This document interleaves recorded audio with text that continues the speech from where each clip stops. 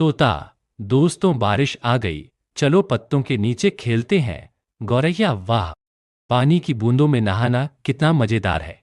कौवा, सिर्फ मजा नहीं दोस्तों, बारिश जंगल की प्यास भी बुझाती है। उल्लू, और ये बारिश हमारे लिए खाना भी लाती है, कीड़े बाहर आ जाते हैं। तोता, मतलब बारिश सिर्फ खूबसूरत नहीं, हमारे जीवन के लिए जरूरी भी है।